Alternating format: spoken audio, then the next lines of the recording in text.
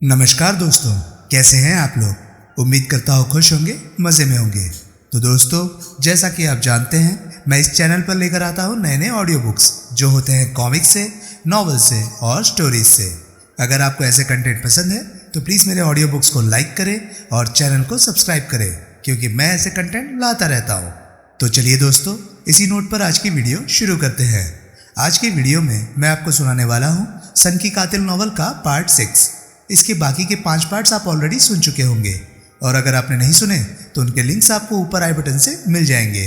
तो चलिए दोस्तों, ज़्यादा देरी ना करते हुए शुरू करते हैं सन की कातिल नॉवल का पार्ट 6।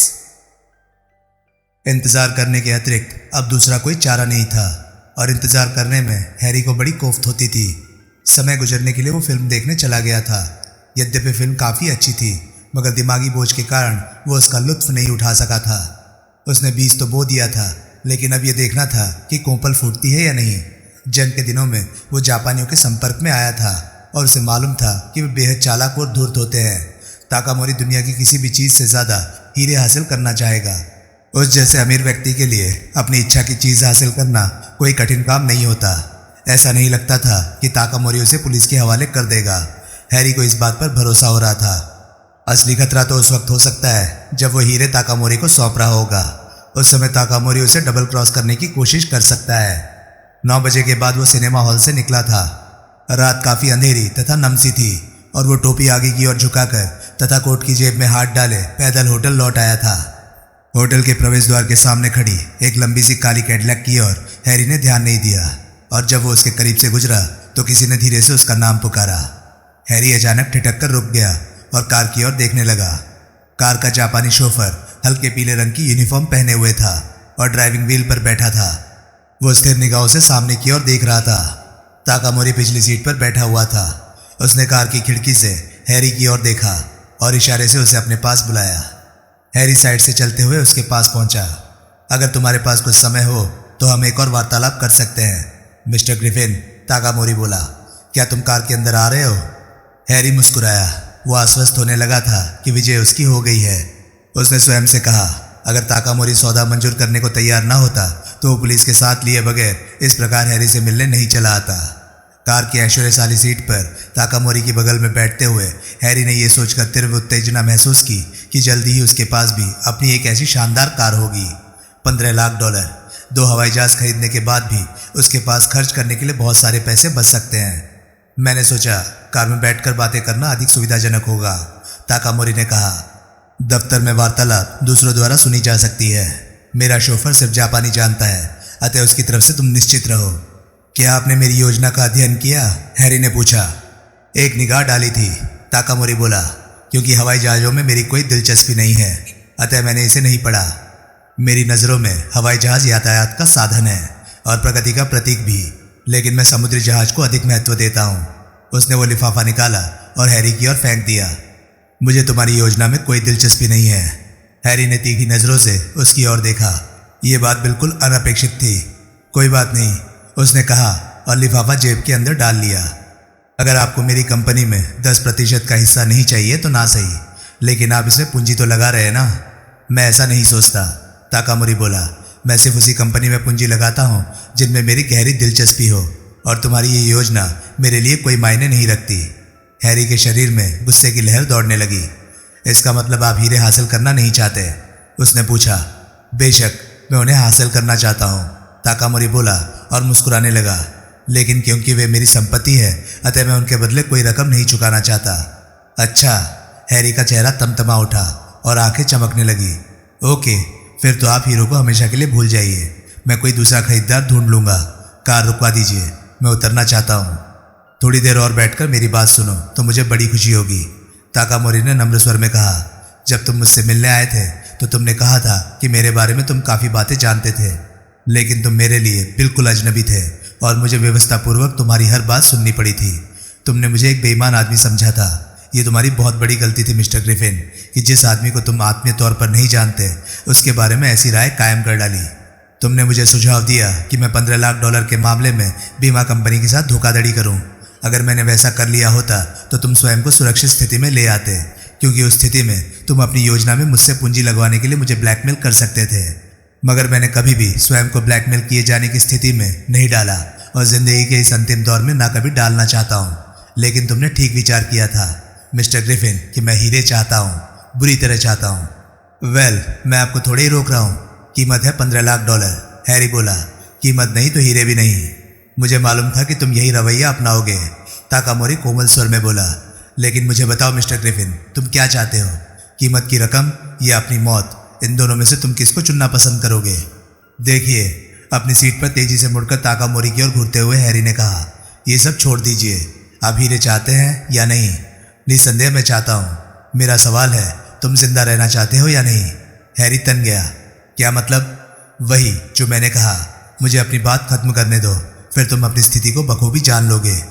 मेरी पृष्ठभूमि को दरियाफ्त तुमने पहले से ही कर लिया था। मैं भी आज सुबह से तुम्हारे बारे में ही तहकीकात करता रहा हूँ। मुझे पता चला है कि लगभग 4 सप्ताह पहले तुम कैलिफोर्नियन एयर ट्रांसपोर्ट कॉरपोरेशन में काम करते थे। ये बड़ी दिलचस्प खबर थी। मुझे बताया गया कि अगर शराब पीने और एयर होस्टेस के साथ छेड़खानी करने के अभियोग में तुम्हें नौकरी से निकाल नहीं दिया गया होता तो तुम उस हवाई जहाज को चलाने वाले थे जिसमें हीरे भेजे गए थे। तुम्हें हीरो के विषय में पूरी जानकारी थी। जिस आदमी ने डकैती की योजना बनाई थी वह स्वयं को हैरी ग्रीन बताता था। वो तुमसे बड़ा और अधिक उम्र का था। उसके चेहरे पर जख्म का निशान था और उसके बाल झड़ने लगे थे। कोई भी चतुर आदमी खुद को मेकअप द्वारा इस हुलिये में बदल सकता है। जख्म का नकली निशान लगाना भी कोई मुश्किल काम नहीं। हैरी ग्रीन को यह बात अच्छी तरह मालूम थी कि रेगिस्तान में हवाई जहाज को किस जगह सुरक्षित उतारा जा सकता है।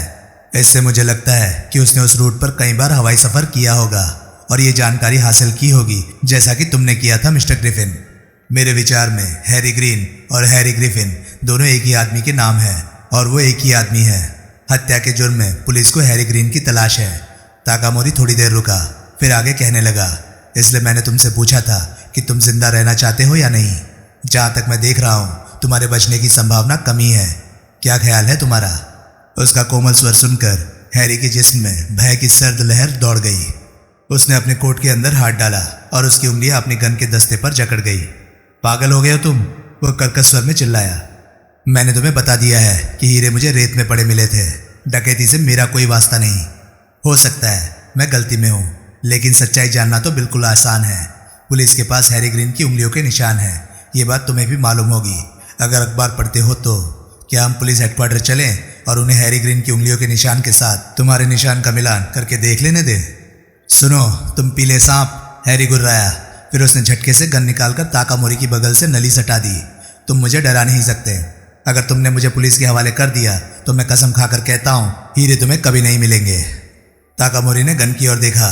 हिंसा की कोई जरूरत नहीं है मिस्टर ग्रिफिन, उसने कहा। गन को दूर रखो। जैसे लापरवाह तुम हो, लेकिन मैं नहीं समझता कि इस भीड़ भरी सड़क में तुम मुझे शूट करने की हिम्मत कर सकोगे। हैरी हिचकिचाया, फिर उसने गन वापस हॉलिस्टर में डाल ली। उसने महसूस किया कि वह अब फंस गया था। उसका दाव तो उल्टा पड़ गया था। अब तो उसका रहस्य भी खुल गया था। ग्लोरी ने उसके लिए जो आड़ तैयार की थी अब वो बेकार हो गई थी। अब उसके पास एक ही पत्ता बचा था। हीरे अब भी उसके पास थे। ठीक है, उसने कहा, मैं मानता हूँ कि सौदे में पलड़ा आपका भारी रहा। मैं अपनी कीमत घटा देता हूँ। आप मुझे 5 लाख दे दीजिए, हीरे आपको मिल जाएंगे। ताकामोरी ने सिर हिलाकर असहमति जताई। मैंने तुम्हें बता दिया है मिस्टर ग्रिफिन कि मैं अपनी ही चीज़ की कोई कीमत अदा नहीं कर सकता। मैं हीरो के बदले तुम्हें तुम्हारी जिंदगी दे सकता हूँ। अर्थात अगर तुमने हीरे मेरे हवाले कर दिए तो जो कुछ मैं तुम्हारे बारे में जानता हूँ वो पुलिस को नहीं बताऊंगा। हैरी ताकामोरी की ओर ताकने लगा। उसके सारे सपने टूटकर बिखरने लगे थे। क्या तुम मुझे पागल समझते हो जो मैं तुम्हारी बातों पर यकीन कर लूंगा? उसने खौफनाक आवाज में कहा। हीरे हथिया लेने के बाद भी तुम पुलिस को सूचित कर सकते हो। मैं तुम पर भरोसा नहीं कर सकता। भरोसा ना करने का कोई कारण है ही नहीं, ताकामोरी ने शांत स्वर में कहा। न तो तुम में मेरी कोई दिलचस्पी है और न तुम्हारी पुलिस की मदद करने में। ये मेरा देश नहीं है और एक नागरिक की हैसियत से यहाँ मेरा कोई फर्ज नहीं बनता। मेरी दिलचस्पी तो सिर्फ हीरे वापस हासिल करने में है और तुम्हें ये अवश्य करना होगा। हीरो को पैक करो और डाक द्वारा मेरे पास भिजवा दो ताकि वो परसों तक मेरे पास अवश्य पहुंच जाए। अगर हीरे तब तक मेरे पास नहीं पहुंचे तो मैं पुलिस को सूचित कर दूंगा। तुम्हें गिरफ्तार करने के लिए उन्हें कोई ज़्यादा वक्त नहीं लगेगा। बहरहाल अगर परसों पहली डाक से हीरे मेरे पास पहुंच गए तो मैं तुमसे वादा करता हूं कि तुम्हारे बारे में किसी को कुछ नहीं बताऊंगा। मैं तुमसे बस यही सौदा कर सकता हूं। मैं नहीं चाहता कि अभी निर्णय लो, पहले अच्छी तरह से सोच लो। उसने अपने सोफर को कार रोकने का इशारा किया। कार जब रुक गई तो उसने दरवाज़ा खोल दिया। मैं अब तुम्हें उतर जाने के लिए कह रहा हूँ मिस्टर ग्रिफिन, उसने कहा। मेरी बातों पर विचार कर लेना। मुझे यकीन है कि जो सुझाव मैंने तुम्हें दिए हैं उन पर अमल करना ही तुम्हारे लिए एकमात्र रास्ता बचा है। हैरी कार से बाहर निकला। इस वार्तालाप से वो हतप्रभ होकर रह गया था। गुड नाइट मिस्टर ग्रिफिन, ताकामोरी ने कहा और कार आगे बढ़ गई। बोर्ग फायर एस्केप के सामने रुका, जो ग्लोरी के अपार्टमेंट के बाथरूम वाली खिड़की तक पहुंचता था। उसे उसके आदमी ने बताया था कि अपार्टमेंट का दरवाज़ा भीतरी ओर से बंद है और अंदर घुसने के लिए सिर्फ वही एक रास्ता है जिसमें से हैरी निकल भागा था। बिल्डिंग के पीछे वाली गली बिल्कुल सुनसान थी और बोर्ग सावधानीपूर्वक फायर एस्केप से ऊपर चढ़ने लगा। नीचे वाले अपार्टमेंट से रेडियो की आवाज़ सुनाई दे रही थी। वो धीरे से बाथरूम के अंदर दाखिल हो गया। उसने तीनों कमरे, ड्रॉअर और कपबोर्ड की तलाशी ली। अपार्टमेंट बिल्कुल उसी हालत में था जैसा 10 दिन पहले ग्लोरी ने छोड़ा था। जूठे बर्तन अभी भी सिंक में पड़े थे और बिस्तर अस्त व्यस्त पड़ा था। ये देखकर बोर्ग की दिलचस्पी बढ़ने लगी कि वार्डरोब में एक मर्दाना सूट टंगा हुआ था जिसके साथ एक हैट भी था। हैट के भीतरी हिस्से में लिखा हुआ था HG। चेस्ट के एक दराज में 5 सफ़ेद कमीजें भी रखी हुई मिली जिनके कॉलर बैंड पर भी HG लिखा हुआ था। अपनी गर्दन खुजाते हुए बोर्ग सोचने लगा, HG यानी कि हैरी ग्रीन। उसे डेलानी की बात याद आई कि ग्लोरी ने उसे बताया था कि वह हैरी ग्रीन के बारे में कुछ नहीं जानती, जो कि सरासर झूठ थी। तलाश जारी रखने से पहले बोर्ग ने एक सिगरेट सुलगाई। उसने रद्दी की टोकरी में रेलवे का एक टाइम टेबल बरामद किया। उसका पन्ना न्यूयॉर्क सेक्शन पर आसानी से खुल गया। न्यूयॉर्क जाने वाली दोपहर की एक ट्रेन को पेंसिल से निशान लगाया गया था। उसे याद आया कि टेगार्ड की नज़रों से ग्लोरी स्टेशन के आसपास वाले इलाके में ही गायब हो गई थी। ये मुमकिन था कि शायद उसने टेगार्ड को पहचान लिया हो और वहीं से सीधे न्यूयॉर्क चली गई हो। वो अपार्टमेंट में 1 घंटे से ज़्यादा देर रहा, मगर काम की कोई और चीज़ उसके हाथ नहीं लगी। अंत में उसने बाहर निकलकर दरवाज़ा बंद कर दिया और निचली मंजिल पर उतर आया। बोर्ग को इस काम में बड़ा लुत्फ आ रहा था। ये बड़ा दिलचस्प, आसान और अच्छा काम था। डेलानी के लिए ड्राइव करने या डेस्क के पीछे बैठकर उसके संग्राहकों की ऊल जलूल बातों को सुनते रहने से तो कई गुना बेहतर था। निचली मंजिल के दरवाजे के सामने वो रुका और उस पर लगे एक कार्ड को देखने लगा जिस पर लिखा हुआ था मिस जॉन गोल्डमैन। उसने हेड को पीछे खिसकाकर घंटी के बटन को दबा दिया। ऊंचा कद और सुंदर मुखड़े वाली एक लड़की ने दरवाज़ा खोला जो साधारण कपड़े पहने हुए थी। मिस गोल्डमैन, बोर्ग ने पूछा। जी हाँ, क्या बात है? मैं मिस डैन को देख रहा था। वो अपने कमरे में नहीं मालूम पड़ती। नहीं है, मेरे ख्याल में वो कहीं बाहर गई हुई है। अच्छा, मैं उससे मिलना चाहता हूँ। मैं सोचता हूँ हैरी ग्रीन के साथ उसके ताल्लुकात काफ़ी दोस्ताना है। लड़की के चेहरे पर दिलचस्पी के भाव उभरने लगे। ग्रीन? आपका मतलब ग्रिफिन से है? बोर्ग ने कोट के अंदर से एक मैली पुरानी सी नोटबुक निकाली और उसके पन्ने पलटकर कुछ पढ़ने का बहाना करते हुए बोला, हाँ सही है, हैरी ग्रिफिन। क्या आप उसे जानती है? क्या मतलब? लड़की तीखे स्वर में बोली। कौन है आप? बोर्ग ने नोटबुक से एक कार्ड निकाला और उसे दिखाया। अलर्ट इंक्वायरी एजेंसी, उसने कहा, और मेरा नाम बोर्ग है। लड़की कुछ चौंक सी उठी। यानी आप एक जासूस है? प्राइवेट इन्वेस्टिगेटर, बोर्ग बोला। क्या मैं अंदर आ सकता हूँ? ज़रूर आइए, लड़की ने एक तरफ हटते हुए कहा और बोर्ग भीतर चला आया। बोर्ग फायरप्लेस की ओर पीठ किए खड़ा रहा। उसे बड़ा आनंद आ रहा था। उसने सोचा, हैरी ग्रिफिन लड़की ने हैरी ग्रीन का नाम ही बताया होता तो बेहतर था, लेकिन कोई बात नहीं, शायद कोई सुराग निकल आए। क्या मिस्टर ग्रिफिन किसी मुसीबत में है? लड़की ने पूछा और बोर्ग ने लक्ष्य किया कि उसकी उत्सुकता बढ़ रही थी। हो सकता है, बोर्ग बोला। मिस डैन आपकी दोस्त है? मैं ऐसा तो नहीं कह सकती कि वो मेरी दोस्त है। हम दोनों पड़ोसन ज़रूर हैं। मैं अक्सर अपना फालतू वक्त उसके साथ गुजारती हूँ, लेकिन हम दोस्त नहीं हैं। क्या वो भी मुसीबत में है? मैं नहीं जानता। ये शख्स ग्रिफिन औरतों से संबंध बढ़ाने में काफ़ी चतुर है। क्या मिस डैन के पास काफ़ी पैसा था? मेरी जानकारी के मुताबिक तो नहीं। उसके पास तो एक अरसे से कोई काम धंधा भी नहीं था। एक समय वो डैफोडिल क्लब में काम करती थी, लेकिन ये करीब 18 महीने पहले की बात है। तब से उसने कुछ नहीं किया है। नहीं, उसके पास पैसा नहीं था। ये उसकी खुशकिस्मती है। ग्रिफिन औरतों से पैसे झटकने में माहिर है। लड़की को एक झटका सा लगा। मैं तो ऐसा नहीं सोचती। क्या आपको पक्का यकीन है कि आप उसी के बारे में बात कर रहे हैं? बोर्ग की आंखें सिकुड़ने लगी। मेरे ख्याल से हाँ। देखने में वो कैसा था? ऊंचे कद का, खूबसूरत जवान था, काले बाल और उम्र होगी कोई 27-28 साल की। जब वो अपनी वर्दी में ग्लोरी से मिलने आता था तो बिल्कुल ग्रेगरी पैक जैसा दिखाई देता था। कैसी वर्दी? बोर्ग ने सामान्य ढंग से पूछा। वो CATC में पायलट था। मैंने सुना था कि उसने वो नौकरी छोड़ दी है। ग्लोरी बता रही थी वो कोई दूसरी नौकरी ढूंढ रहा है। ये तब की बात है जब वो इसी अपार्टमेंट में रहने चला आया था। लड़की ने जोर से नाक से हवा खींची। वे दोनों आपस में शादीशुदा तो नहीं थे ऑफ कोर्स, लेकिन वो तो उनका निजी मामला था। कोई दूसरों की जिंदगी में दखल अंदाजी क्यों करे? नहीं, सही बात है। उसने CATC की नौकरी कब छोड़ी थी? लगभग 3 या 4 सप्ताह पहले। बोर्ग ने हैरी ग्रीन का फोटोग्राफ निकाला जिसे उसने एसेक्स स्ट्रीट के फोटोमैन शॉप से खरीदा था। क्या यही वो आदमी है? लड़की ने फोटोग्राफ का निरीक्षण किया, फिर उसे वापस लौटा दिया। नहीं, ये तो उस जैसा बिल्कुल नहीं है। मिस्टर ग्रिफिन तो बिल्कुल जवान था और उसके चेहरे पर कोई निशान भी नहीं था। क्या आपको इस आदमी की तलाश है? बोर्ग ने सहमति सूचक सिर हिलाया। उसने फोटोग्राफ को नोटबुक के अंदर डाला और नोटबुक को अपनी जेब में। मेरी नौकरी में मुसीबत ये है, दरवाजे की ओर बढ़ते हुए उसने कहा, कि अधिकतर जगहों से मुझे मुंह लटकाए वापस लौटना पड़ता है। मेरा ख्याल था इस बार मैं सही आदमी को पाने जा रहा हूँ। क्या आप बता सकती हैं कि मिस डैन मुझे कहाँ मिल सकती हैं? नहीं, लड़की चकराई हुई सी दिख रही थी। शायद जैनिटर बता सके। कोई बात नहीं, बोर्ग ने कहा। फिर वो सीढ़ियाँ उतरकर जैनिटर के दफ्तर में पहुंचा। जैनिटर एक ठिगना सा आदमी था। बोर्ग ने उसकी ओर ध्यानपूर्वक देखा। तुम ही जैनिटर हो? बोर्ग ने पूछा। हाँ, मैं ग्लोरी डैन की तलाश में हूँ। कहाँ है वो? किस लिए उसकी तलाश कर रहे हो? जैनिटर थोड़ा पीछे झुकते हुए बोला। मैं उससे मिलना चाहता हूँ, वो मुसीबत में है। कहाँ है वो? जैनिटर ने होठों पर जीभ फेरी। उसने मुझे उसका पता किसी को भी ना बताने के लिए कहा था। उसने कमज़ोर आवाज़ में कहा। कैसी मुसीबत मिस्टर? मेरे पास उसके नाम अदालत का सम्मन है। क्या मैं तुम्हें जवाब देने के लिए किसी पुलिसमैन को बुलाऊं? बोर्ग गुर्राया। वेल, उसने मुझसे आग्रह किया था कि मैं उसके डार्क मेडॉक्स होटल न्यूयॉर्क के पते पर भेज दिया करूं। बोर्ग उसे घूरने लगा। मुझे उम्मीद है कि तुम सच बोल रहे हो। उसने कहा, अगर ये झूठ निकला तो मैं वापस लौट आऊंगा, फिर तुम पछताओगे। वो जैनिटर को भौचक्का सा छोड़ पैसे से चलकर मुख्य दरवाजे की ओर लपका। कार में सवार होकर वहां से रवाना होते समय वो धीरे धीरे सीटी बजा रहा था। 4 ब्लॉके को पार करके उसने कार बाईं ओर मोड़ दी और कुछ देर बाद डैफोडिल क्लब के प्रवेश द्वार के सामने रोक दी। दोपहर के इस समय क्लब का मैनेजर, जो एक दुबला सा मैक्सिकन था, अपने दफ्तर की कुर्सी पर पसरा आराम कर रहा था। उसके दफ्तर का दरवाज़ा खुला था और जैसे ही उसे बोर्ग के सांस लेने की भारी आवाज़ सुनाई दी, उसने आंखें खोल दी। जैसे ही उसने पहचाना कि सामने खड़ा आदमी कौन है, वो यूं हड़बड़ा कर उठा जैसे उसने कोई सांप देख लिया हो। हेलो सिडनी, बोर्ग ने कहा। हम काफ़ी दिनों बाद मिल रहे हैं। हाँ, वो मैक्सिकान बोला। कहो, मैं तुम्हारी क्या खिदमत कर सकता हूँ मिस्टर बोर्ग? मुझे ग्लोरी डैन की तलाश है। याद है उसकी?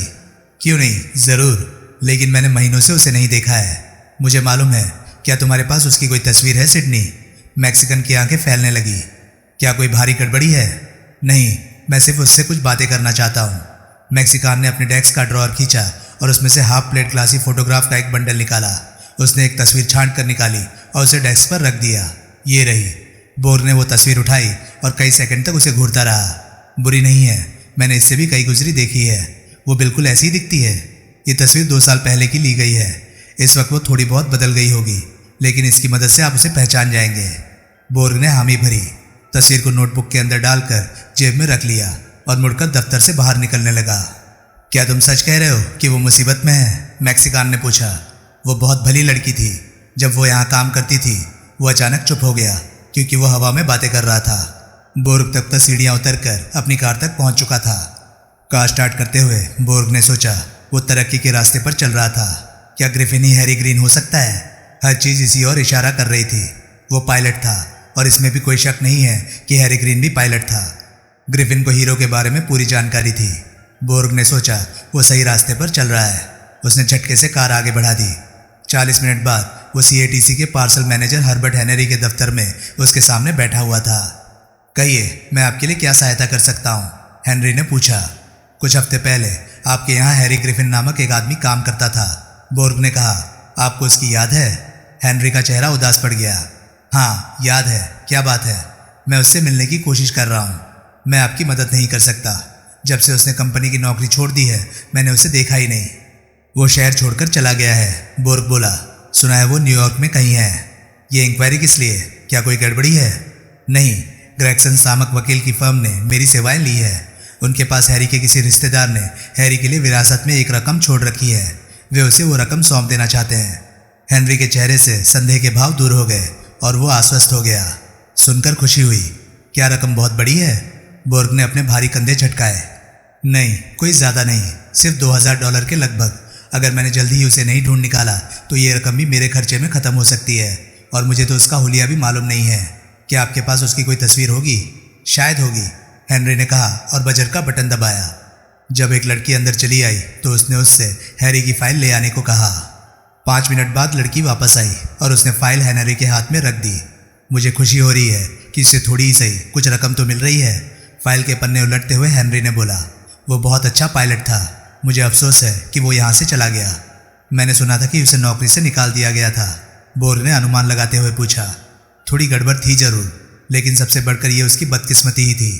हेनरी ने फाइल से पासपोर्ट साइज का एक फोटोग्राफ निकाला और बोर्ग की तरफ बढ़ा दिया। अगर ये आपके किसी काम आ सकता है तो आप इसे ले सकते हैं। बोर्ग ने फोटोग्राफ उठाकर देखा, फिर सिर हिलाते हुए खड़ा हो गया। इससे मुझे उसे ढूंढने में सहूलियत होगी, उसने कहा। मैं उसे बताऊंगा कि आपने मेरी मदद की थी। वो वापस अपनी कार में आ बैठा और वहां से चल दिया। जब सीएटीसी की एयरपोर्ट से वो काफ़ी दूर निकल आया तो उसने एक जगह कार रोक दी और हेनरी की दी हुई तस्वीर निकालकर उसे गौर से देखने लगा। वो काफ़ी देर तक उसे देखता रहा, फिर जेब से एक पेंसिल निकाली और तस्वीर पर सावधानीपूर्वक मूछे जख्म का निशान स्केच करने लगा। उसने तस्वीर के दुबले पतले चेहरे को पेंसिल की सहायता से काफ़ी भरा हुआ बना दिया। वो कुछ सेकंड तक उसे घूरता रहा, फिर तस्वीर को एक हाथ भर दूर रखकर फिर से घूरने लगा। तब उसके मोटे चेहरे पर धूर्त तथा क्रूर मुस्कुराहट उभरने लगी। हाँ, अब मैं जान गया हूँ कि तुम कौन हो, कुत्ते की औलाद, वो बुदबुदाया। तुम ही हो वो बच्चों जिसकी मुझे तलाश है। Maddox hotel. न्यूयॉर्क का होटल डिटेक्टिव जीए डॉज रेस की सीट पर झुका हुआ उसका अध्ययन कर रहा था। पिछले 1 हफ्ते से उसके दांव लगाए घोड़े लगातार हार रहे थे और अब उसका आर्थिक भविष्य इसी बात पर निर्भर करता था कि आज शाम की रेस में वो ऐसे घोड़े पर दांव लगाए जो यकीनन जीतने वाला हो। अगर उसने फिर गलती कर डाली तो भारी आर्थिक कठिनाई में पड़ सकता है। ये सोचते ही उसे पसीना छूटने लगा। उसका छोटा सा दफ्तर सिगरेट के धुएं से भर गया था और एस्ट्रे में सिगरेट के टुकड़े भरे पड़े थे जो उसकी नर्वस मनोस्थिति की ओर संकेत कर रहे थे। वो रेस शीट में इतना खोया हुआ था कि उसे बोर्ग के आगमन का आभास तक नहीं मिल सका। बोर्ग ने जब जोर से खंकार कर गला साफ करते हुए उसका ध्यान आकर्षित किया तो डॉज को पता चला कि कमरे में कोई और भी मौजूद है। उसने त्योरियां चढ़ाते हुए बोर्ग की ओर देखा। क्या चाहिए? उसने पूछा। देखते नहीं मैं व्यस्त हूँ। हाँ, अंधा नहीं हूँ मैं, एक कुर्सी खींचकर बैठते हुए बोर्ग ने कहा। अगर जीतने वाले घोड़े को चुन रहे हो तो रेड एडमिरल को कोशिश करके देखो। 44 पर 1 का दाव है और बाकी घोड़े अब आधे रास्ते पर भी नहीं पहुंचे होंगे कि वो रेस जीत चुका होगा। डॉज की आंखें सिकुड़ गई। उसे तो ऐसी टिप की जरूरत थी। किसने कहा? मैं कह रहा हूँ, सिगरेट सुलगाते हुए बोर्ग बोला। कुछ महीने पहले मैंने उसे सैन डियागो की रेस में दौड़ते देखा था। कमाल का घोड़ा है ये। अगर तुम कुछ पैसे हासिल करना नहीं चाहते तो मत लगाओ, मेरा क्या। डॉज ने कुर्सी थोड़ा पीछे की तरफ सरकाई। मैं लगातार 10 घोड़ों पर दाव हार चुका हूँ, मैं ये खतरा नहीं उठा सकता। उस घोड़े की 2 टांगें टूट गई तो भी वो जीतेगा, बोर्ग ने कहा। लेकिन अगर तुम अपना पैसा दाव पर लगाने से डरते हो तो शायद इस संबंध में मैं तुम्हारी कुछ मदद कर सकूं। डॉज ने रेस सीट एक तरफ रख दी। कौन हो तुम और क्या चाहते हो? बोर्ग के चेहरे पर निगाहें गड़ाते हुए उसने पूछा। बोर्ग ने अपना नकली एजेंसी कार्ड निकाला और उसे डेस्क के ऊपर फेंक दिया। डॉज ने उसे उठाया और पढ़ने लगा। Alert inquiry agency. भुएं सिकुड़ता हुआ उसने कहा। नया नाम सुन रहा हूँ। हम लॉस एंजलिस में काम करते हैं, बोर्ग बोला। मैं एक ऐसे केस पर काम कर रहा हूँ जिसमें जानकारी हासिल करने के बदले पैसे खर्च करने की कोई कोताही नहीं बरती जाती। मैं तुमसे एक छोटी सी जानकारी चाहता हूँ जिसके बदले में मैं तुम्हें कुछ पैसे दे सकता हूँ। डॉज आगे की ओर झुका। कैसी जानकारी? मैं एक ऐसे जोड़े की तलाश में हूँ जो ग्रिफिन नाम से यहाँ रह रहा होगा। डॉज कुछ पल सोचता रहा, फिर उसने सिर हिला दिया। नहीं, इस नाम का कोई आदमी यहाँ नहीं ठहरा। बोर्ग ने ग्लोरी और हैरी की तस्वीर निकाली और डेस्क पर रख दी। ये दोनों जानते हो इन्हें? डॉज ने दोनों तस्वीरों को देखा। शायद। पैसे कितने मिलेंगे? बात इतने में खत्म नहीं होती। चाहे तो तुम $25 कमा सकते हो। डॉज ने सहमति जताई। मौजूदा हालात में $25 से उसे बड़ी मदद मिल सकती थी। मैं जानता हूँ इन्हें, 3 दिन से यहाँ ठहरे हुए हैं। दोनों ने अपना नाम मिस्टर और मिसेस हैरिसन लिखवाया था। अभी यही हैं। औरत है, मर्द नहीं। वो दूसरे दिन ही कहीं चला गया था। औरत ने बताया था कि वो वापस लौट आएगा, बिजनेस के सिलसिले में कहीं गया है। औरत इस वक्त यहीं है। डॉज खड़ा हो गया। मैं पता करता हूँ। उसने रिसेप्शन डेस्क पर जाकर चाबी की रेक को देखा, फिर वापस लौट आया। नहीं, वो अभी बाहर गई हुई है, उसने कहा और अपनी कुर्सी पर बैठ गया। मैं उसके कमरे को एक नज़र देखना चाहता हूँ। ये नहीं हो सकता, ये होटल के नियमों के सख्त विरुद्ध है। अगर तुम ऐसा सोचते हो तो ठीक है, अब मुझे तुम्हारा वक्त बर्बाद नहीं करना चाहिए। बोर्ग उठने की कोशिश करने लगा। ठहरो, डॉज ने कहा। तुमने मुझे कुछ देना है। बॉर्ग ने नोटों की एक मोटी गड्डी निकाली और उसमें से एक $5 का नोट निकालकर डेस्क पर रख दिया। जो जानकारी तुमने मुझे दी है उसके लिए इतना ही काफ़ी है। तुमने तो $25 कहा था। देखो मिस्टर, गड़बड़ी करने की कोशिश मत करो। मुझे $25 चाहिए। तुम क्या चाहते हो और तुम्हें क्या मिलता है ये इस बात पर निर्भर करता है कि तुम मेरी कैसी सेवा करते हो। बॉर्ग बोला, अगर तुम मुझे उनके कमरे के सामने कोई एक कमरा दिलवा दोगे और 1 घंटे के लिए उनके कमरे की चाबी भी दोगे तो मैं तुम्हें $100 दे सकता हूँ। तुम्हें उसकी निगरानी भी करनी होगी और जब वो लौट आए तो मुझे सूचित कर देना होगा। डॉज सूखे होठों पर जुबान फेरने लगा। बिल्कुल नगद? बेशक, यही इंतज़ार करो। डॉज उठकर बाहर चला गया। वो 5 मिनट तक बाहर रहा। जब वो वापस लौट आया तो उसने डेस्क पर 2 चाबियां रख दी। ये तुम्हारे कमरे की चाबी है, नंबर 334। वो उसी के सामने वाले 335 नंबर के कमरे में रहती है। ये चाबी उसके कमरे की पास की है। जब भी वो वापस लौट आएगी मैं उसके कमरे में फ़ोन कर दूंगा। बॉर्ग ने $50 के 2 नोट डॉज की ओर बढ़ा दिए और चाबियां उठा ली। वो उस कमरे से बाहर निकला और एलिवेटर द्वारा तीसरी मंजिल पर पहुंचा। फिर 334 नंबर के कमरे का दरवाज़ा खोलकर अंदर घुस गया। उसने अपना कोट और हैट उतारा। फिर सूटकेस खोलकर उसमें से इंसुलेटेड तारों का एक गुच्छा, चमड़े के केस में रखे हुए कुछ औजार और एक छोटा सा कार्टन निकाला। सभी सामान लेकर वो कमरे से बाहर निकला। गलियारा पार कर उसने पास की से कमरा नंबर 335 का दरवाज़ा खोला। उसने तेजी से कमरे के चारों ओर निगाह फेराई। फिर दरवाज़ा बंद करके औजार और तार बिस्तर पर रख दिया। कार्टन खोलकर उसमें से एक छोटा सा माइक्रोफोन निकाला। माइक्रोफोन को उसने दरवाजे के ऊपर लगी तख्ती पर छुपाकर रख दिया। 2 तार उसके साथ जोड़ दिए और उन्हें चौखट की लकड़ी के पीछे छिपाते हुए बाहर गलियारे में निकला। फिर वो तारों को बड़ी कुशलता से कालीन के नीचे छुपाता हुआ अपने कमरे तक ले आया। तारों को अपने बिस्तर पर छोड़कर वो वापस उसी कमरे में लौट आया। उसने अपना औजार उठाया और कमरे के चारों ओर देखने लगा। कमरे में 2 सूटकेस जो बंद पड़े थे और दरवाजे पर टंगे नाइट ड्रेस और कुछ दूसरे कपड़ों के अलावा और कुछ नहीं था। उसने कपबोर्ड और ड्रॉअर भी खोलकर देखा मगर वे खाली थे। उसने महसूस किया कि ग्लोरी का उस होटल में ज़्यादा दिन ठहरने का विचार नहीं था। उसे यह भी मालूम हुआ कि वो बिल्कुल ठीक वक्त पर वहाँ पहुँच गया था। वो कमरे से बाहर निकलने ही वाला था कि फ़ोन की घंटी बज उठी। उसने रिसीवर उठाया। वो ऊपर आ रही है, डॉज ने फ़ोन पर कहा। बाहर निकला, दरवाज़ा लॉक कर दिया और अपने कमरे में चला आया। दरवाजे को बंद करके वो प्रतीक्षा करने लगा। कुछ मिनट बाद उसे गलियारे पर किसी के कदमों की आहट सुनाई दी। उसने दरवाजे के बीच की झिरी से झांका। उसने ग्लोरी को नहीं पहचाना। उसने सिर्फ एक आध बार ही ग्लोरी को डेलानी के साथ देखा था। उसे औरतों के प्रति कोई दिलचस्पी नहीं थी। उसने उस लंबी सी सुडौल बदन वाली लड़की को बैग से चाबी निकालते हुए देखा। वो कमरे के अंदर चली गई और दरवाज़ा बंद कर लिया। बॉर्ग ने सूटकेस से एक छोटा सा एम्पलीफायर निकाला और उसे उन तारों से जोड़ दिया। उसने हेडफोन कानों से लगाया। फिर एम्पलीफायर की लीड को बिजली के प्लग में लगाया और स्विच ऑन कर दिया। ग्लोरी के कमरे में छुपा कर रखा माइक्रोफोन बहुत ही सेंसिटिव था। बॉर्ग ने ध्यान से सुना तो उसे ग्लोरी के सांस लेने की आवाज़ तक सुनाई दे रही थी। उसने एक सिगरेट सुलगाई और कुर्सी पर बैठकर प्रतीक्षा करने लगा। ग्लोरी बहुत चिंतित थी। जब हैरी ने उसे ताकामोरी से संपर्क स्थापित करने की योजना बताई थी तो वो घबरा उठी थी और जब वे एयरपोर्ट पर एक दूसरे से अलग हुए थे तो वो महसूस कर रही थी कि वे अब दोबारा नहीं मिल सकेंगे। हैरी ने उससे आज शाम 4 बजे फ़ोन करने का वादा किया था।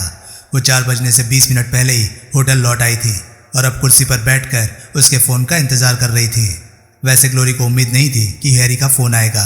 वो कल्पना कर रही थी कि हैरी जेल में होगा या मर चुका होगा। वो बेचैनी से एक के बाद एक सिगरेट पीते हुए इंतज़ार करने लगी। वो अपनी घबराहट पर काबू पाने और इन संभावनाओं से अपना ध्यान हटाने का प्रयास कर रही थी कि हैरी पर क्या बीत रही होगी। जब 4 बजने में कुछ मिनट बाकी रहे तो फ़ोन की घंटी घनघना उठी। ग्लोरी चौंक कर उछल पड़ी और उसने झपट कर रिसीवर उठा लिया। ग्लोरी, हैरी की आवाज़ आई। ओ यस हैरी, मैं तुम्हारे लिए कितनी परेशान हो रही थी। हैरी की आवाज़ सुनकर ग्लोरी को बड़ी राहत मिली। सुनो, हैरी ने क्रोधित स्वर में जल्दी से कहा, काम नहीं बना। मैं फ़ोन पर सारी बातें नहीं बता सकता। मैं ओक्लाहोमा सिटी जाने वाला प्लेन पकड़ रहा हूँ। तुम मुझसे वहीं मिलो। 6:10 पर एक प्लेन वहाँ से जाता है। तुम उसे पकड़ सकती हो। मैं 10 बजे से थोड़ी देर बाद वहाँ पहुँच जाऊँगा। तुम एयरपोर्ट पर ही मेरा इंतज़ार करना। ठीक है, तुम ठीक ठाक तो हो ना? ऑल राइट डार्लिंग, मैं तुमसे ओक्लाहोमा सिटी एयरपोर्ट पर मिलूँगा। दूसरे कमरे में बैठा बॉर्ग ये सब सुन रहा था। उसने दूसरी सिगरेट सुलगाई और कई क्षणों तक सोचता रहा। फिर उसने हेडफोन और एम्पलीफायर सूटकेस में रख दिया, अपना कोट और हैट पहना और एलिवेटर से नीचे उतरकर नीचे रिसेप्शन हॉल में आया। डॉज वहीं था। ठीक है, डॉज ने पूछा। हाँ, बॉर्ग बोला। क्या बता सकते हो ओक्लाहोमा सिटी के लिए प्लेन कितने बजे मिल सकता है? अभी बताता हूँ, डॉज ने कहा और हॉल पोर्टर के पास जाकर उससे संक्षिप्त बातचीत की और फिर वापस लौट आया।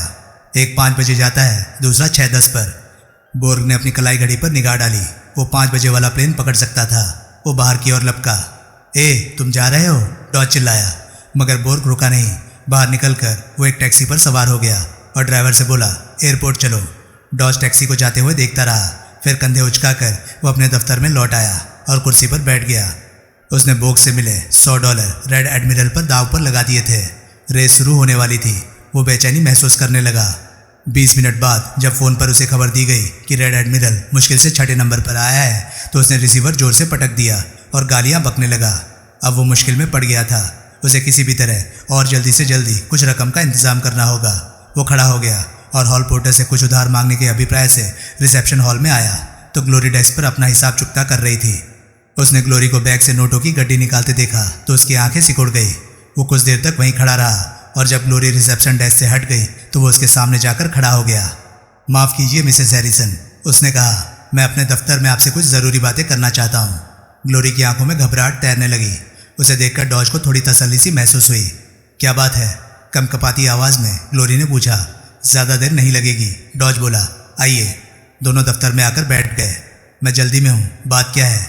मेरे पास कुछ ऐसी सूचना है जिसे मैं सोचता हूँ आप खरीदना चाहेंगी। मैं? ग्लोरी हैरत में पड़ गई। मैं आपका मतलब नहीं समझी। मामूली बात है, डॉज बोला। उसके होठों पर एक ध्रुत मुस्कान फैल गई। एक आदमी आप और आपके पति के बारे में पूछताछ कर रहा था। अगर आप विस्तार में जानना चाहें तो बदले में आपको $200 निकालने पड़ेंगे। ग्लोरी का जिस्म ठंडा पड़ने लगा। उसने घड़ी की ओर देखा। समय तेजी से गुजरता जा रहा था और उसे 6:10 का प्लेन पकड़ना था। कौन था वो? एक मोटा तगड़ा लंबा सा गंदा आदमी जिसकी मूछें लंबी तथा काली थी, डॉज ने कहा। उसने बताया था कि वो अलर्ट इंक्वायरी एजेंसी का आदमी है। ग्लोरी का चेहरा इतना सफ़ेद पड़ गया कि डॉज को लगा वो बेहोश हो जाएगी। बोर्ग, बेन डेलानी का जल्लाद, ग्लोरी ने सोचा। उसका दिमाग सुन्न होने लगा था। इसका मतलब बेन उनके पीछे पड़ गया है। डॉज चमकीली आंखों से उसे लगातार घूरे जा रहा था। अगर आप इससे अधिक जानकारी चाहती हैं तो आपको इसे खरीदना होगा, उसने कहा। ग्लोरी ने अपने कांपते हाथों से बैग खोला और $50 के 4 नोट निकालकर डेस्क पर रख दिए। डॉज ने उन्हें उठाया और जांच करने के बाद जेब में रख लिया। उस आदमी के पास आप दोनों की तस्वीरें भी थी, उसने बताया। उसने तस्वीर दिखाई तो मैंने फौरन आप दोनों को पहचान लिया था। उसने कहा था कि आप लोगों का नाम ग्रिफिन है। ग्लोरी का चेहरा जिस अंदाज में पीला पड़ता जा रहा था, उसे देखकर डॉज सोचने लगा कि उसने $200 से ज़्यादा रकम की मांग की होती तो अच्छा था। उसने आपके कमरे के सामने एक कमरा भी लिया था। वो आगे कहने लगा, एक वेटर ने मुझे बताया कि वो आपके कमरे में भी घुसा था। उसने उसे वहाँ एक माइक्रोफोन फिट करते हुए भी देखा था ताकि अगर आपने टेलीफोन का इस्तेमाल किया हो तो वो आपकी बातें सुन सके। ग्लोरी को लगा जैसे जिगर बर्फ की सिल्ली में दब गया हो। माइक्रोफोन? तब तो बोर्ग ने यह भी मालूम कर लिया होगा कि वो ओक्लाहोमा सिटी एयरपोर्ट पर मिलने वाले हैं। वो यहाँ से आधा घंटा पहले चला गया है, डॉज बोलता रहा। उसने मुझे ओक्लाहोमा सिटी जाने वाले अगले प्लेन का समय भी पूछा था। अगर ये जानकारी आपके मतलब की है तो मैं बताता हूँ, वो 5 बजे वाला प्लेन पकड़ेगा। ग्लोरी के तो जैसे होश फाख्ता हो गए। इसका मतलब बोर्ग हैरी के पहुंचने से पहले ही एयरपोर्ट पर मौजूद होगा। उसने डेलानी के मुंह से बोर्ग के ढेर सारे किस्से सुन रखे थे। वो देश भर के सबसे अच्छे निशानेबाजों में से एक था। एयरक्राफ्ट से उतरते ही हैरी को पहचान लेने में उसे कोई दिक्कत नहीं होगी। उसके पास 1 घंटे का वक्त होगा। वो आसानी से छुपने की जगह तलाश कर सकता है। फिर उसे हैरी के एयरक्राफ्ट से उतरने तक का इंतजार करना होगा। जैसे ही हैरी रिसेप्शन हॉल की तरफ बढ़ेगा, बोर्ग उसे बड़ी सहूलियत के साथ गोली से उड़ा सकता है। वो हैरी को किस प्रकार सावधान कर सकती थी? ग्लोरी की मुट्ठियां भीज गई और वो हैरी के बचाव का कोई रास्ता ढूंढने लगी। वो उठ खड़ी हो गई और बगैर एक शब्द बोले बाहर निकल आई, जहाँ एक वेटर उसके सूटकेस के लिए खड़ा था। फॉरेन एयरपोर्ट के लिए एक टैक्सी बुलाओ, जल्दी, उसने वेटर से कहा। डॉज उसे टैक्सी में बैठकर जाते हुए देखता रहा, फिर कंधे उचकाते हुए वापस अपनी डेस्क पर लौट आया। वो कुर्सी पर बैठ गया, रेस शीट निकाली और अगले दिन शाम को होने वाले रेस के घोड़ों पर ध्यान देने लगा। जमीन पर उतरने से पहले जो ही एयरक्राफ्ट ने चौड़ा चक्कर लगाना शुरू किया, हैरी को नीचे ओक्लाहोमा सिटी की बत्तियां दिखाई दी। हैरी अपने आप को अधिक नशे में महसूस कर रहा था। लॉस एंजलिस के एयरपोर्ट में बैठकर उड़ान की प्रतीक्षा करने के दौरान वो 4 डबल विस्की पी गया था, जिसका प्रभाव अभी तक बरकरार था। एयरक्राफ्ट के उतरने के इंतजार में बैठा वो ताकामोरी से पराजित होने के बाद जो कुछ हुआ था उसके विषय में सोचने लगा। हीरे ताकामोरी के हवाले कर देने के अलावा और कोई उपाय उसके पास नहीं बचा था। वो बाजी हार गया था। अपने होटल वापस लौटते ही उसने सेफ डिपॉजिट से हीरे निकालकर उन्हें डाक द्वारा ताकामोरी के पास भिजवा दिया था। अब निर्भर इस बात पर था कि वो ताकामोरी के वायदे पर भरोसा कर सकता है या नहीं। उसे लगा चूंकि ताकामोरी की दिलचस्पी सिर्फ हीरे हासिल करने तक ही थी और उसे परवाह नहीं थी कि हैरी का क्या होता है, लिहाजा वो उस पर भरोसा कर सकता था। लेकिन एहतियात के तौर पर लॉस एंजलिस से गायब हो जाना ही उसे उचित लगा। जब तक ये पता नहीं चलता कि ताकामोरी क्या करता है, तब तक सुरक्षित रहने के लिए उसे ओक्लाहोमा सिटी ही बेहतर लगा। बात की स्थिति का पता चलने पर वो वहां से उत्तर या दक्षिण की ओर कहीं भाग सकता था। फ्लाइट के दौरान वो अपनी स्थिति से अवगत हो चुका था। 15 लाख के बदले उसके पास अब से $50,000 ही थे, लेकिन ये रकम भी उसकी ज़िंदगी भर की कमाई से कहीं ज़्यादा थी। यूरोप की सैर का अब सवाल ही नहीं उठता। $50,000 से वो अपने धंधे की काम चलाओ शुरुआत भी कर सकता था। इस रकम में से वो एक सेंट भी फालतू खर्च नहीं कर सकता। हालांकि वो किसी पार्टनर को साथ लेकर एयर टैक्सी का धंधा चालू कर सकता था, लेकिन अपने व्यवसाय का स्वयं अकेला मालिक बनने के सपने को वो जल्दी नहीं भुला सकता था। जब हवाई जहाज ने ज़मीन को छुआ और रनवे के आखिरी में जाकर खड़ा हो गया, हैरी तब भी इसी मसले पर विचार कर रहा था। उसने बाहर प्रतीक्षारत लोगों के झुंड की ओर देखा, लेकिन उसे वहाँ ग्लोरी दिखाई नहीं दी। हवाई जहाज की सभी सीटें भरी हुई थी, इसलिए बाहर निकलने में हैरी को थोड़ा समय लगा। तभी उसे ग्लोरी दिखाई दी। ग्लोरी दौड़ते हुए उसके पास आ गई। हेलो, उसने ग्लोरी से कहा। चलो किसी ऐसी जगह पर जा बैठे जहाँ हम बातें कर सकें। हाँ, ग्लोरी ने कहा और उसकी बाँह पकड़कर उसे खींचते हुए उन लोगों के साथ साथ चलने लगी जो रिसेप्शन हॉल की ओर बढ़ रहे थे। उन्हें आगे बढ़ जाने दो, फिटक कर रुकते हुए हैरी ने कहा। हमें कोई जल्दी नहीं है। नहीं हैरी, इन्हीं लोगों के साथ साथ चलो, ग्लोरी ने कहा। उसकी आवाज़ में छुपी घबराहट को भांपकर हैरी ने तेजी से मुड़कर उसकी ओर देखा। उसका सफ़ेद तथा भयभीत चेहरा देखकर हैरी को एक धक्का सा लगा। क्या बात है, उसने तपाक से पूछा। बोर्ग, ग्लोरी बोली और उसे खींचकर लोगों के झुंड के साथ साथ चलने लगी। उसे पता चल गया है कि तुम यहाँ हो। वो यहीं कहीं छुपा बैठा होगा। वो हमारे पीछे पड़ गया है हैरी। एक पल के लिए हैरी के दिल की धड़कन जैसे रुक गई। वो जल्दी जल्दी लोगों की भीड़ के साथ चलने लगा। तुम्हारा मतलब वो सचमुच यही है? कहाँ? मैं नहीं जानती। मैंने उसे तलाश किया था, लेकिन वो दिखाई नहीं दिया। हो सकता है कहीं अंधेरे में छुपा बैठा हो। वो तो सिर्फ तुम्हें पहचान सकता है, मुझे नहीं। हैरी के स्वर में गुर्राहट थी। फिर तुम क्यों मुझसे मिली? उसके पास हमारी तस्वीरें भी हैं, मेरी और तुम्हारी। ग्लोरी की आवाज़ कांप रही थी। मेरी तस्वीर? यानी हैरी ग्रीन की? नहीं, मैं बता नहीं सकती कि उसे कहाँ से मिली, लेकिन उसके पास तुम्हारी ही तस्वीर है। अब वे रिसेप्शन हॉल तक पहुँच चुके थे। फिर वे रेस्तरां में घुस गए। यहाँ खिड़कियों में पर्दे पड़े थे और कमरा लोगों से भरा हुआ था। यहाँ हैरी को सुरक्षा का एहसास होने लगा। वे एक ऐसी जगह पर जाकर बैठ गए जहाँ से दरवाजे की निगरानी कर सकते थे। हैरी ने कोट के अंदर से अपनी गन निकाल ली और उसे टेबल के नीचे छुपाकर थामे रखा। गन टेबल के नीचे छुपी थी, मगर हैरी किसी भी आकस्मिक परिस्थिति में इसका इस्तेमाल कर सकता था। एक वेटर उनके पास आया और हैरी ने 2 डबल विस्की का ऑर्डर दिया। जब तक वेटर उनकी टेबल पर विस्की रखकर नहीं चला गया, दोनों चुपचाप बैठे रहे। वेटर के चले जाने के बाद हैरी बोला, तुम्हारा मतलब उसके पास मेरी ही तस्वीर है, हैरी ग्रीन की नहीं?